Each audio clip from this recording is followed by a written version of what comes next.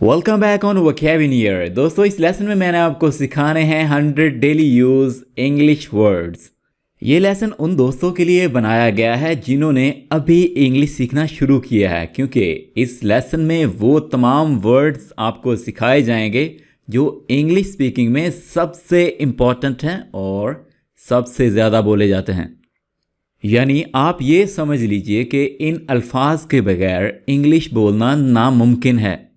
Subscribe कर लीजिए पाकिस्तान के number 1 English learning channel vocabulary को, ताकि आप इसी तरह से हमारे साथ लगातार इंग्लिश सीखते रहें। आइए दोस्तों, हमारे लेसन का आगाज़ करते हैं और आपको सिखाते हैं 100 डेली यूज़ इंग्लिश वर्ड्स। दोस्तों, इस लेसन को अच्छी तरह से सीखने के लिए आपने मेरे साथ साथ तमाम वर्ड्स को रिपीट करते रहना है, ताकि आपकी प्रैक्टिस इसी लेसन के दौरान ही हो जाए। ओके, तो पहला वर्ड है आई। आई को हम अपने लिए यूज़ करते हैं। आई का मतलब क्या है? मैं। जैसे मैं अपने बारे में अगर कुछ कहना चाहूँ तो मैं वर्ड यूज़ करूँगा इंग्लिश का आई। आई एम, जैसे मैं हूँ, आई एम अ टीचर, मैं एक टीचर हूँ। तो अपने लिए जब भी आप बात करना चाहें, कुछ बताना चाहें, तो आप इंग्लिश में यूज़ करेंगे वर्ड आई को। Alright, next word we have we। we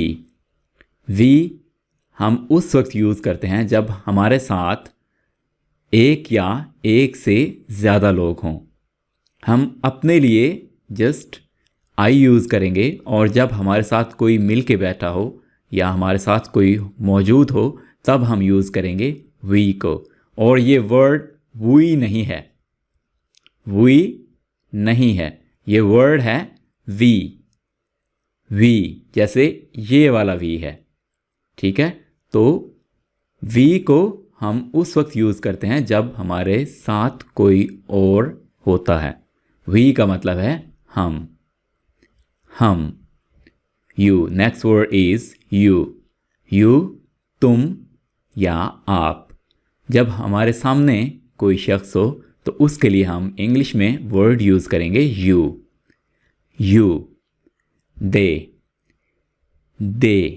दे हम उस वक्त यूज़ करते हैं जब हमने दो या इससे ज़्यादा लोगों के बारे में बात करनी हो। दे का मतलब है वो, यानी दो या इससे ज़्यादा लोग।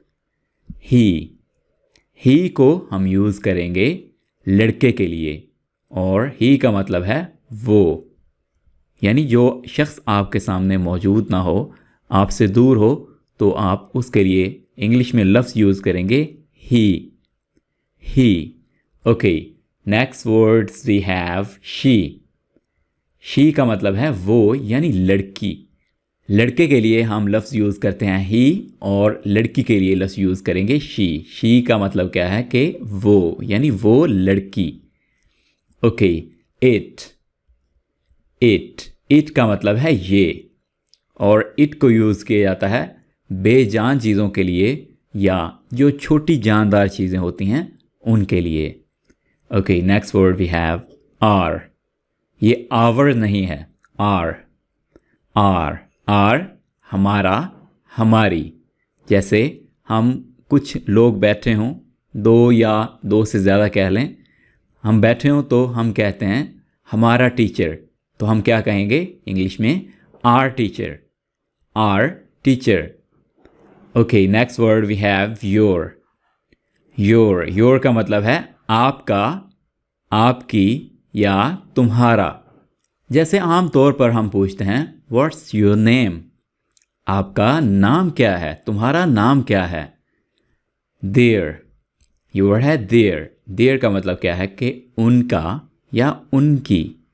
जैसे their house is in Lahore, उनका घर लाहौर में है। Okay, next word we have his का मतलब क्या है? उसका या उसकी। किसका? लड़के का, यानी किसी मेल का। जैसे हिज नेम इज़ अहमद, उसका नाम अहमद है, तो हम हिज को यूज़ करेंगे किसी लड़के के लिए। हर का मतलब है उसका या उसकी।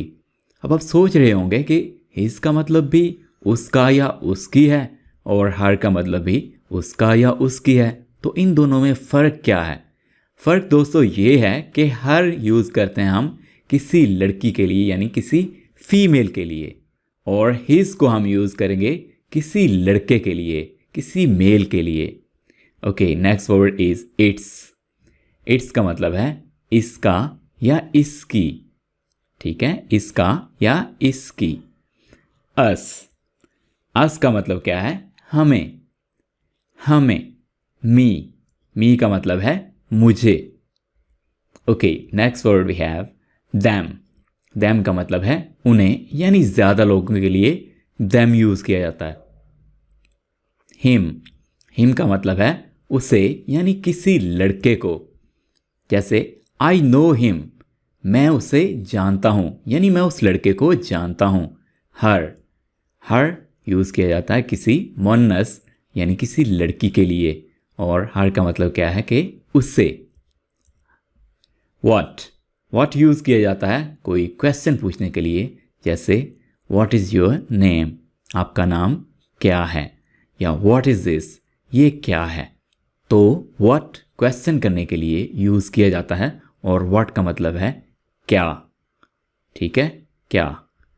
ओके, हु दोस्तों यूज़ किया जाता है किसी शख्स के बारे में पूछने के लिए। हु का मतलब है कौन।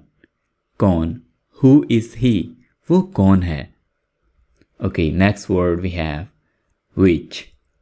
विच का मतलब है कौन सा या कौन सी चीज़, ठीक है। विच को यूज़ किया जाता है कोई अगर ज़्यादा चीज़ें हैं तो उनको बताने के लिए कि इनमें से कौन सा, इनमें से कौन सी। जैसे which movie do you like, आप कौन सी मूवी, अब मूवीज़ तो बहुत ज़्यादा हैं, ठीक है। तो ये पूछने के लिए कि कौन सा या कौन सी, उसके लिए हम वर्ड यूज़ करते हैं विच, यानी कोई चूज़ करने के लिए किसी चीज़ को या चॉइस बताने के लिए हम विच को यूज़ करते हैं। Alright, next word we have why का मतलब है क्यों, और वाई यूज़ किया जाता है किसी बात की रीज़न पूछने के लिए। जैसे हम पूछते हैं वाई आर यू लेट, तुम लेट क्यों हो, लेट क्यों आए हो। तो वाई को हम यूज़ करते हैं कोई बात की वजह पूछने के लिए। Okay, next word we have when का मतलब है कब, और व्हेन यूज़ किया जाता है वक्त पूछने के लिए।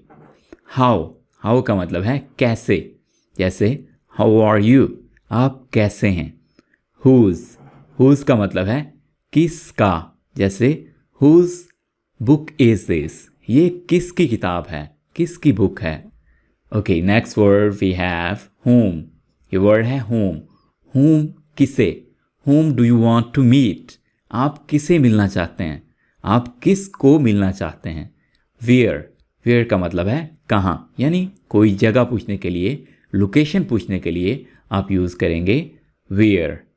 व्हाट फॉर का मतलब है किस लिए, आप फॉर व्हाट भी कह सकते हैं, व्हाट फॉर या फॉर व्हाट, यानी आप फॉर को पहले भी लगा सकते हैं व्हाट से, ठीक है। तो ये दोनों ठीक हैं। वट एवर का मतलब है जो भी। वेन एवर का मतलब है जब भी।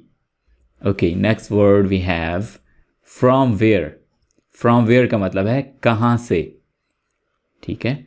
विद होम का मतलब है किसके साथ। एट व्हाट टाइम, किस वक्त। हाउ मच, कितना। हाउ मच, आप कोई चीज़ खरीदते हैं तो आप पूछते हैं उसके बारे में कि हाउ मच, इसका कितना, यानी इसके कितने पैसे हैं। सिंपली आप अगर हाउ मच कह देते हैं ना तो ये काफ़ी है, ठीक है, यानी पूछने के लिए कि ये कितने की है, ये कितने का है। हाउ मच को और भी जगहों पर यूज़ किया जा सकता है, यानी अगर आप कोई चीज़ की क्वांटिटी पूछते हैं, जैसे कितना, कितनी, तो उस जगह पर आप हाउ मच को यूज़ कर सकते हैं। For example, how much money do you have, ठीक है, या how much puppies do you have, ठीक है। तो इस तरह से आप हाउ मच को मुख्तलिफ सिचुएशंस में यूज़ कर सकते हैं। Alright, next word we have how many times. How many times का मतलब क्या है कि कितनी बार, कितनी दफ़ा, कितनी मर्तबा। ओके, हाउ हाउ लॉन्ग का मतलब है कब से, कितने टाइम से। जैसे मैं कहता हूँ कि how long have you been waiting for me, आप कितने टाइम से मेरा इंतज़ार कर रहे हैं। ठीक है, तो हाउ लॉन्ग को यूज़ किया जाता है अरसा पूछने के लिए, टाइम पीरियड पूछने के लिए। दिस को यूज़ किया जाता है दोस्तों करीब की एक चीज़ के लिए।